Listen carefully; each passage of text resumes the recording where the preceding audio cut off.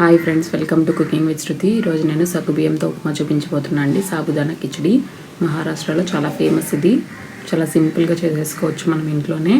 ఎప్పుడు దోశలు ఇడ్లీలు కాకుండా ఇలా డిఫరెంట్గా బ్రేక్ఫాస్ట్ ట్రై చేయండి. ఈవినింగ్ స్నాక్స్కి కూడా చాలా బాగుంటుంది. ఇది చాలా టేస్ట్ ఉంటుంది.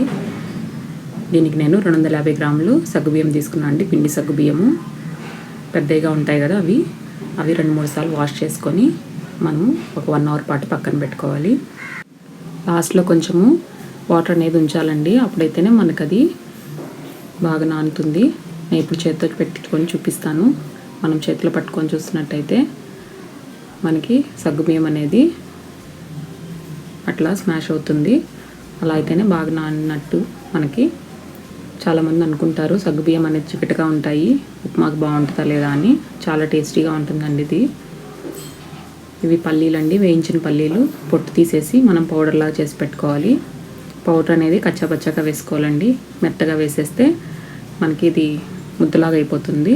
పెద్దగా కట్ చేసి పెట్టుకున్న ఆనియన్, ఒక పచ్చిమిర్చి, సన్నగా కట్ చేసి పెట్టుకున్న ఆలు, కరివేపాకు. ఇప్పుడు మనం ఎలా తయారు చేసుకోవాలో చూద్దాం.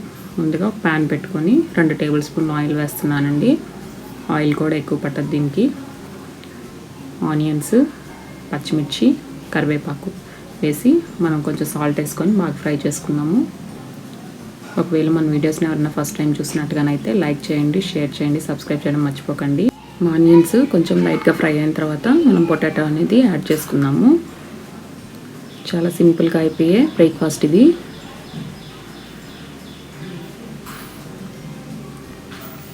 పొటాటోస్ యాడ్ చేసుకుంటున్నాము. యాడ్ చేసుకొని మనం ఇది మూత పెట్టుకొని ఒక 5 నిమిషాల పాటు మనకి ఇది ఆలు కొంచెం ఫ్రై అవ్వాలండి. పిల్లలు కూడా చాలా ఇష్టంగా తింటారు ఈ బ్రేక్ఫాస్ట్ని.